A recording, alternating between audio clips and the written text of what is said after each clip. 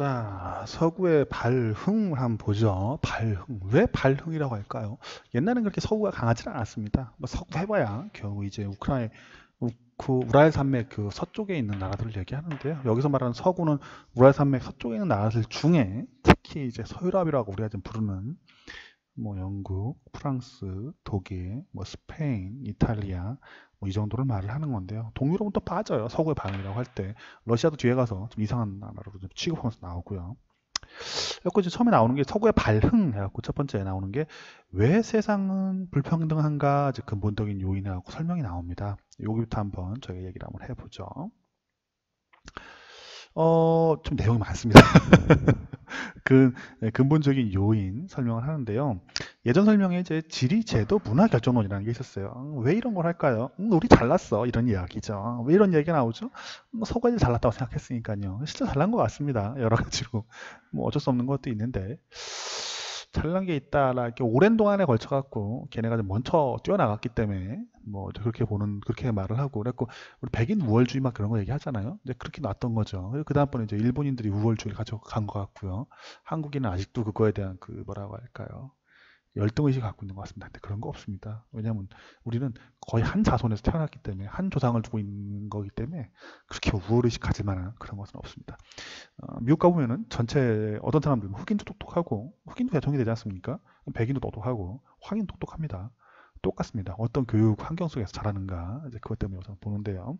일단 지리적 설명에서 이렇게 말합니다. 이제 말라리아 같은 경우와 이제 열대야는 많이 있었죠. 저희도 학질이라고 있었는데 저희는 좀 그렇게 심하지 않았는데 조선시대 학질이라는 병이 있었죠. 말라리아 병인데 아프리카 같은 경우는 어마어마하게 심하죠. 우리는 겨울이 있으니까 다 이제 뭐랄까요. 곤충들이 다 죽어버리니까 곤충에는 별 병들이 없는데 거기 같은 경우에는 병이 많이 있고 각종 이제 열대의 병들이 있다 보니까 사람들이 정착해갖고 뭔가 문화를 일으켜 세우기가 쉽지가 않았는가 봅니다. 그래가지고 발전이 안 됐다라는 이렇게 뭐 지리제도 문화 결정론에 한 이야기가 있습니다. 뭐 다른 것들도 있죠. 문화가 뭐 어쩌고저쩌고 쟤네 문화는 나쁘고 우리 문화는 좋고 막 이런 것도 있겠고 제도가 우리는 뭐 재산권을 지켜주고 뭐 유럽에 한 얘기입니다. 재산권 보호와 뭐라고 나오거든요. 뒤에 가보면 다 이제 거짓말이라는 게 나옵니다. 재산권 뭐 잘 안 지켜졌고 영국이 잘 나갔기 때문에 그런 거 얘기 나오고요. 나올 건데요. 또 한쪽에서 그런 얘기를 합니다. 위에 거 말라리아 얘기할 때 열대지방이라 말라리아 얘기할 때 아프리카가 왜 발전이 안 됐는가, 뭐 동남아시아가 왜 발전이 안 됐는가 그런 얘기할 때 말라리아 때문에 어쩌고저쩌고 안 된다, 뭐 이런 얘기 하는데 지금은 이제 다 구제할 수가 있죠. 뭐냐면 이제 약을 뿌리면 되니까요. 살충제 뿌리고 또 싱가포르 같은 데는 더 없지만 이제 뭐 땅을 다 메꾸고 병해충을 안 자라게 잘 관리를 해가지고 오히려 되게 엄청나게 잘 사는 나라가 돼버렸죠.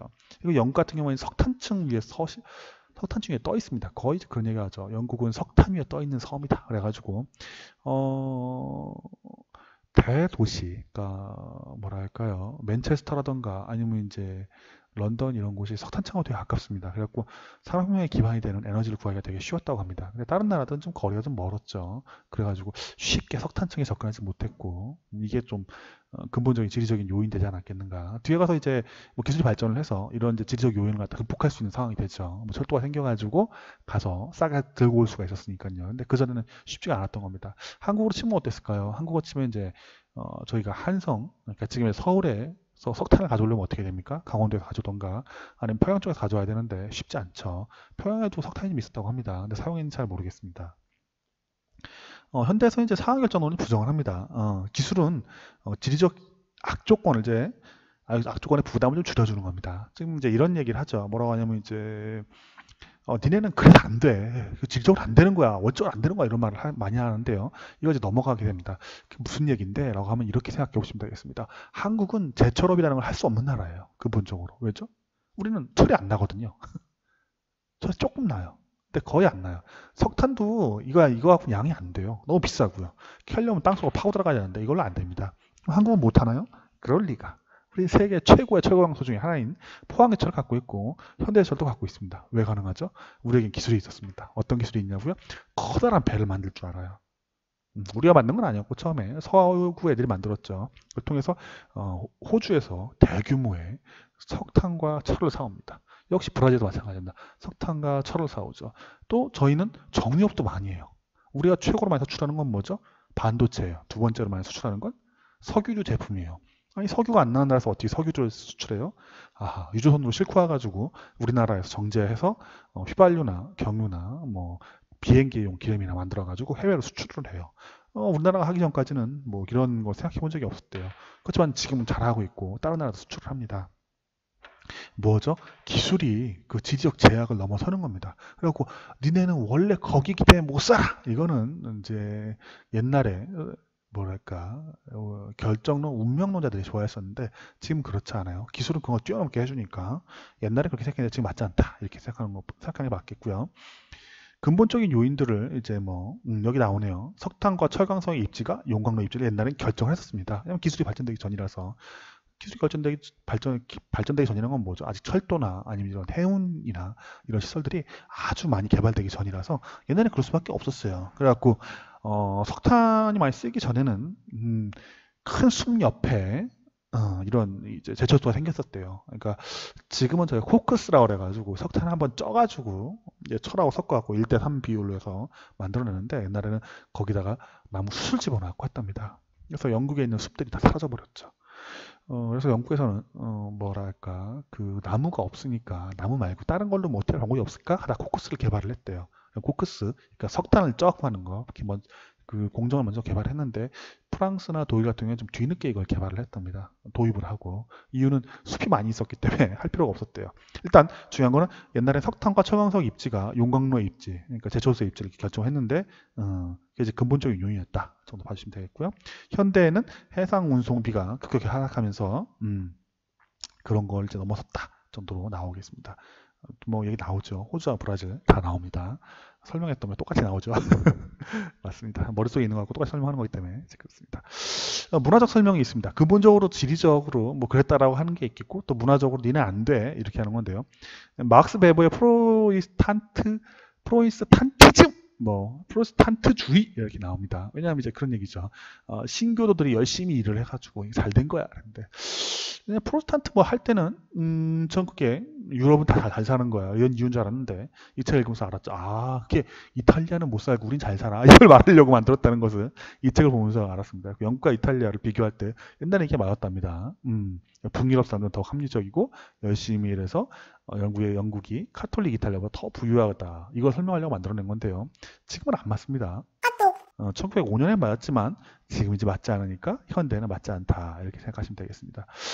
이게 되게 말도 안 되는 소리죠. 왜냐하면은 그 이전에 그러니까 이탈리아고 설명하는데 이탈리아가 베네치아가 되게 잘 살았거든요. 그럼 로마 잘 살 때도 있었고요. 말도 안 되는 소리입니다. 그러면 자기네 잘 살 때는 뭐 자기가 설명되지만 그 이전에는 자기네가 못 살았었는데 완전 야만이었죠. 영국은. 영국이 가서 영국이 아니죠.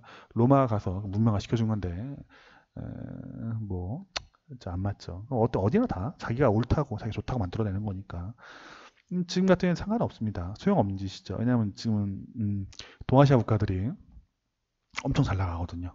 유교 문화권이다 뭐 이렇게 하면서 되게 막 그 제조업에서 강력하게 하기 때문에 프로테스탄트가 세다? 근데 지금은 동아시아의 유교 문화가 세다? 이렇게 설명될 수가 있겠는데 다 그렇게 딱 맞는 것 같지는 않습니다. 자, 3세계 농민들에게 인센티브에 불반응한다는 이론이 있었습니다. 뭐냐면 농민들은 뭐 이렇게 이득이 줘도 움직이지 않는다. 이렇게 설명하는 건데요. 항상 게으르고 못하네 뭐 이런 얘기 하는 거죠. 근데 현실적으로는 농작물 가격이 너무 낮고 적정한 기술이 없어서 이제 가난한 거라고 설명을 합니다. 뭐 이런 거죠. 옛날에 이제 보면 이제 이런 얘기를 합니다. 시골에 보면은 외국인들 와서 봤을 때, 한국 사람 봤을 때 다 맨날 잠만 자고 있더래요. 저렇게 잠만 자고 어떻게 먹고 살아? 이렇게 했다는데 사실 그때 왜 잠만 자고 있었냐면요. 한국에 당시에 새벽에 나가서 다 일을 했대요. 낮에 너무 더우니까. 미군 진짜인지 모르겠는데 미군 해병대 사령관이 그런 말씀하셨다고 하죠. 야, 한국은 정말 좋은 데다라고. 미 해병대한테 이렇게 좋은 데가 어디 있겠냐고. 여름에는 사하라 사막보다 더 덥고 겨울에는 알라스카보다 더 추운데 한 지역에다가 기자 하나만 치면은 이 두 가지 훈련을 다 할 수 있는 데가 어디 있겠냐고. 뭐 왜 없겠습니까? 미국에도 많이 있을 것 같긴 한데 한국에서 이제 그 정도로 극악으로 춥고 극악으로 더웠습니다. 정말 동계올림픽 할 때 모스크바보다 그 동계올림픽 장소가 더 추웠던 걸 보고서 기겁을 했었죠. 아, 정말 춥네 저기 이렇게 생각을 했었는데 어쨌든 간 이렇게 되기 때문에 낮에 여름날 낮에 새벽에 가서 일을 하고 낮에는 이제 일찍 일어났으니까 좀 쉬었다가 저녁 때 좀 일을 하고 그랬던 건데 사람들이 좀 그걸 보고서 한국은 되게 게으르네 이렇게 얘기했다고 합니다. 뭐 좀 여기에 적당한지는 모르겠는데 인센티브 예, 불반응한다고 뭐 돈을 주고 뭘 한다고 해도 열심히 인센티브 불반응한다는 게 열심히 돈 벌려는 의지가 없는 것 같다고 하는데 그게 아니고 농산물 가격이 너무 낮기 때문에 일을 해봐야 별 소용이 없어가지고 더 할지 않으려고 하는 것이고 적정한 기술이라고 얘기하는데 뭔가 이제 일을 더해서 더 소출을 낼 수 있는 뭐 종자라던가 아니면 뭐 장비가 있다면 하겠는데 그게 없다 보니까 사람들이 학습된 무기력이라고 하죠. 해도 해도 안 되네. 막 이러면서 다 이제 쓰러졌다. 이제 그 얘기를 설명을 하는 것입니다. 그래서 문화 설명은 틀렸다는 얘기를 좀 계속 저자께서 말씀하고 계십니다. 경제 성과에 영향을 주는 문화에 대해서 얘기하는데요. 읽고 쓴 능력과 계산력 그리고 대중교육을 통한 대중교육의 확산 이거는 두 가지는 확실하게 영향을 준다는 겁니다. 문화가 걔네는 원래 안 돼. 이건 아니고 그 사람들에게 읽고 쓰는 능력과 대중교육을 하게 되면 효과가 있다는 거예요. 뭐 이걸 어떻게 네가 증명할 거야? 하면 한국이 바로 그 예시입니다. 우리 되게 못 사는 나라였거든요. 가난했습니다. 지금 어떻습니까? 잘 삽니다. 왜죠? 미친 듯이 교육받았죠. 엄청나게 교육받았습니다. 읽고 쓰는 읽고 쓰는 능력과 계산력 나오는데 무역의 번창과 과학기술 발전 영향이라고 하는데요. 이 뒤에 또 계속 나오는데 이제 미국을 이제 예로 듭니다. 이제 미국은 왜 잘 살고 밑에 있는 멕시코는 못 살까 할 때 앞에서 나온 설명드렸었는데 미국은 글을 읽고 숫자를 셈하는 거에 대해서 되게 사람들이 관심이 많았습니다. 왜? 잘 먹고 잘 살고 싶었고 그러기 위해서 이 사람들은 무역을 했고 교역을 했는데 이 무역과 교역을 할 때는 서류를 만들어야 될 가능성이 높고 또 물건을 주고받을 때 돈을 주고받으니까 숫자를 계산해야 됐고 이자를 내고 또 이자를 또 돈을 빌려줄 때 이자를 받아야 되니까 이런 숫자에 대해 관심이 많았다는 겁니다. 그게 무역과 과학기술 발전시키는 기본이 된다는 겁니다. 대수학이라는 게 있는데 대수학 자체가 원래 뭐 다른 거 계산하려는 건 아니고 돈 때문에 생겨났답니다. 돈 때문에 대중교육을 또 많이 합니다. 보통 문화가 어쨌든 간에 대중교육을 많이 하면 그 사회가 변하게 됩니다. 이슬람교 국가들 중에 잘 사는 나라가 몇 군데 있습니다. 말레이시아? 말레이시아 잘 삽니다. 생각보다 우리가 생각하는 것보다 이슬람 국가거든요. 이슬람 국가 못 사는 게 아니에요. 대중교육을 많이 했습니다. 그리고 사람한테 많이 교육을 많이 시켰죠. 여러 가지로. 그러다 보니까 거기 공장도 많이 있고 인센티브가 주어지다 보니까 열심히 일을 하고 지금은 꽤 잘 삽니다. 뭐 우리가 좀 더 잘 살긴 하는데 예, 그렇습니다. 그래서 잘 살기 위해서는 대중교육이 많이 바뀌어야 됩니다. 그리고 사람들한테 읽고 쓰는 거 많이 가르쳐야 됩니다. 한국이 옛날에 지나갔고요. 중국에도 엄청나게 많이 사람들이 교육을 받았죠. 그리고 지금은 어떻습니까? 베트남이 지금 교육받냐고 난립니다. 베트남 교육 현장 찾아보시면은 오 장난 아닙니다. 엄마 아빠가 애들을 갖다가 새벽에 걔네 이제 베트남 사람 저거 타죠. 띵띵 오토바이 타고 다니는데 오토바이를 싣고서 학원에 돌리는 게 막 나옵니다. 엄청납니다. 인도도 지금 교육 때문에 난리죠. 거기 서비스 업가. 자, 법제도의 중요성 얘기를 하거든요.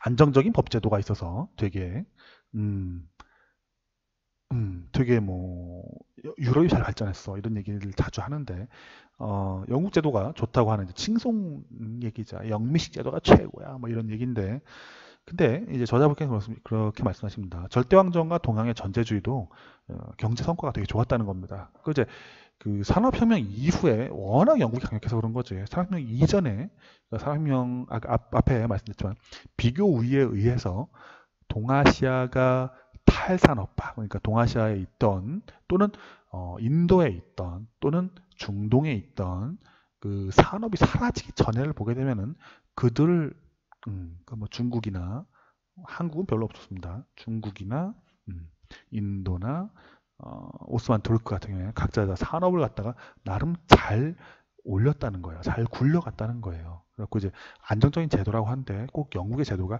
모든 것이 다는 아니었다라고 저자께서 말씀하고 계십니다.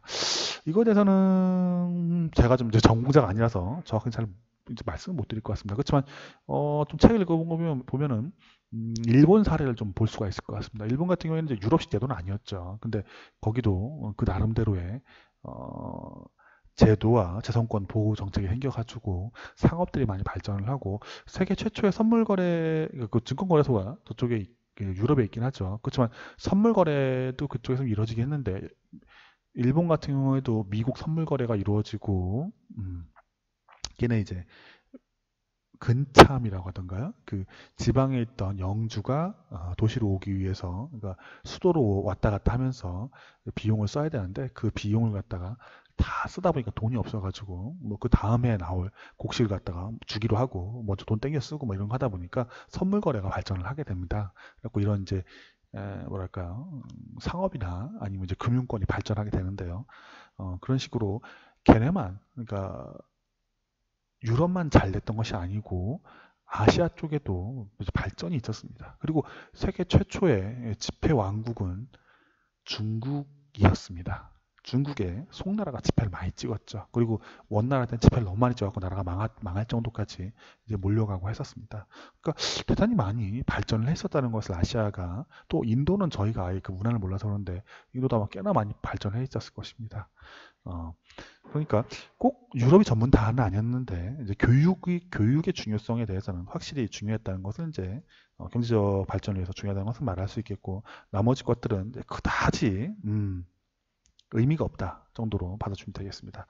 근본적인 요인이 있어가지고 걔네는 지리적인 또는 문화적인 또는 법제도적인 이유 때문에 다 안 되는 거야 라고 말을 하면은 거기서는 그냥 하셔도 되겠습니다. 그렇지만 교육을 많이 시키면은 분명히 잘 살 수 있어 라는 말에 대해서 맞다고 찬동을 하시면 됩니다. 여기서 우리 뭐 어떤 교훈을 알 수 있죠? 옛날에 그런 말씀 있지 않겠습니까? 그 나라의 미래를 알고 싶으면 학교에 가봐라 이런 말을 하는데 그게 맞다는 얘기라는 것을 우리가 알 수가 있겠습니다. 한국의 과거를 보고 되돌아본다면은 겁나게 가난했지만, 겁나게 가난하다? 적당치 않은 비유인데 일단 대단히 가난했지만 열심히 교육을 받았고 그 인력이 뒤에 가서 국가의 발전에 크나큰 이제 힘이 되게 되죠. 그런 식으로 교육 발전, 대중교육, 그리고 읽고 쓰기 능력 이런 것들은 그 나라가 앞으로 발전할 것인가에 대한 이제 중요한 지표가 되겠습니다. 여기서 아프리카나 이런 나라들은 어떻죠? 좀 어렵겠죠. 그렇다면 좀 잘 살아가려면 어떻게 되죠? 교육을 먼저 진행하는 게 맞겠습니다. 감사합니다. 다음번에 또 얘기